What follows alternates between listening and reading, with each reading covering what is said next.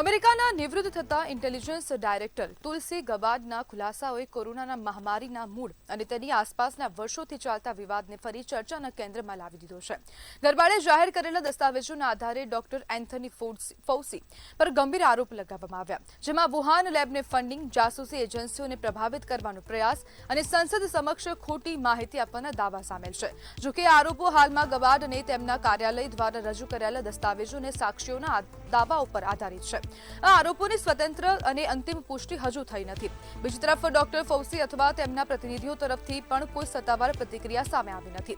આ સમગ્ર મામલાએ એક વખત ફરી કોરોના વાયરસની ઉત્પત્તિ, સરકારી પારદર્શિતા અને વૈજ્ઞાનિક નિર્ણય પ્રક્રિયા અંગેના સવાલોને જીવંત કરી દીધા છે. હવે સૌની નજર એ વાત પર છે કે શું આ દાવાઓની સત્તાવાર તપાસ થશે અને શું આ દસ્તાવેજો અમેરિકન રાજકારણમાં નવા વિવાદને જન્મ આપશે, તે લઈને અનેક પ્રશ્નો પણ ઉભા થઈ રહ્યા છે. અને આજ બધે આપણી સાથે ચર્ચા કરવા માટે ડોક્ટર જોડાઈ ગયા છે ચિરાગ ચટવાની. ચિરાગભાઈ, તુલસી ગબાર્ડના આરોપોને તમે કેવી રીતના જોઈ રહ્યા છો?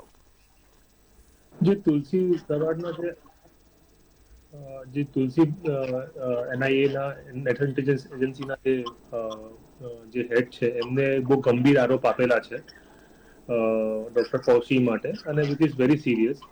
અને મને એવું લાગે છે કે જે એલિગેશન લગાયેલા છે એ બહુ સિરિયસ એલિગેશન છે, અને એનામાં કંઈ ના કંઈ હોવું જોઈએ બેઝ, જેના બેઝ પર એલિગેશન લગાયેલા છે. એમના ઇન્ટરવ્યુમાં એમને ખાસ કીધેલું કે મારી પાસે સિગ્નિફિકન્ટ ડોક્યુમેન્ટ છે, મેલ છે, બહુ કન્વર્ઝનના ડિટેલ્સ છે, જેનાથી એ દાર્શિત થાય છે કે ડોક્ટર ફૌસી આ બધામાં ઇન્વોલ્વ હતા. સો એ બહુ ગંભીર છે, અને એના કારણે કેટલી હ્યુમન લાઈફ, કેટલા લોકોના કામ છૂટી ગયા, કેટલું બધું મહામારી આવી ગઈ હતી. એ પ્રમાણે મને લાગે છે બહુ ગંભીર આરોપ લગાયા છે, કરવામાં આવ્યા છે એમના માટે, ડોક્ટર ફૌસી માટે. ચિરાગભાઈ, હવે જે આરોપ લગાવવામાં આવ્યા છે, તો આરોપોની તટસ્થ તપાસ થવી જોઈએ કે કેમ? મને લાગતું છે કે જે તપાસ થવી જોઈએ એ એક ન્યુટ્રલ એજન્સી થ્રુ કરવી જોઈએ, કારણ કે મને લાગે છે ખાલી ડોક્ટર ફૌસી ઇન્વોલ્વ નહીં હશે, કારણ કે $1 મિલિયન ઇન્વેસ્ટમેન્ટ, એમને જે ઇન્ટરવ્યુ કીધું કે $1 મિલિયન ઇન્વેસ્ટમેન્ટ થયેલું છે ડોક્ટર ફૌસીએ વુહાન લેબમાં, અને એમના દ્વારા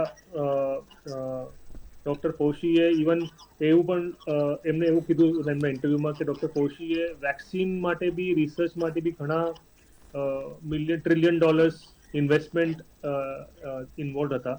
સો મને એવું લાગે છે કે આમાં યુએસની ઘણી એજન્સીઝ સાથે ઘણા હાઈ પ્રોફાઇલ લોકો આમાં ઇન્વોલ્વ હશે. એટલે ન્યુટ્રલ જાંચ થવી બહુ મુશ્કેલ છે, પણ છતાં અગર જો ન્યુટ્રલ જાંચ થાય તો બધું રાજ બહાર આવી શકે. ચિરાગભાઈ, ટ્રમ્પ સરકારના સૌથી પ્રખ્યાત આજે મિસ્ટર ફૌસી છે, ડોક્ટર ફૌસી તે છે, તો આપને લાગે છે કે ટ્રમ્પ સરકાર હવે આ સમગ્ર હાઈ પ્રોફાઇલ કેસમાં તપાસ કરાવશે અથવા તો કોઈ ન્યુટ્રલ તપાસ કરશે? ડોનાલ્ડ ટ્રમ્પ એક એવા વ્યક્તિ છે જેના માટે પ્રેડિક્ટ કરવું બહુ ડિફિકલ્ટ છે કે શું કરી શકે છે, પણ ડેફિનેટલી જે એમનું નેચર છે કે બીજા પ્રેસિડેન્ટ્સને બતાવું કે હું બેટર છું, તો એ બાબતે જેમ ડોક્ટર ફૌસી જે ટાઈમે હતા એ ટાઈમે જો બિડન પ્રેસિડન્ટ હતા, તો મે બી જો બિડન પ્રેસિડન્ટ હતા એટલે એમને કે એ ઇન્વોલ્વ હતા, કે એમના માણસો ઇન્વોલ્વ હતા, એ બતાવવા માટે એ કદાચ પ્રોપર જાંચ આગળ વધારી શકે, અને જેનાથી આપણને રિયલ રાજ ખબર પડે કે કેમ આ વાયરસ વર્લ્ડમાં આવ્યું અને આટલી મહામારી કેવી રીતે થઈ, કારણ કે નેચરલ વાયરસ થવું અને આટલું મ્યુટેશન થવું એ બહુ અનલાઇકલી છે. આમાં સમગ્ર મામલે જે આ સમગ્ર નિવેદનો સામે આવ્યા, આટલા સમય બાદ આ નિવેદન સામે આવ્યું છે, તો હવે એમાં ચીનની ભૂમિકા પર કેટલા પ્રશ્નો ઉભા થાય? મને એવું લાગે છે કે એક કન્ટ્રીનો હાથ નથી આમાં. જે પ્રમાણે જે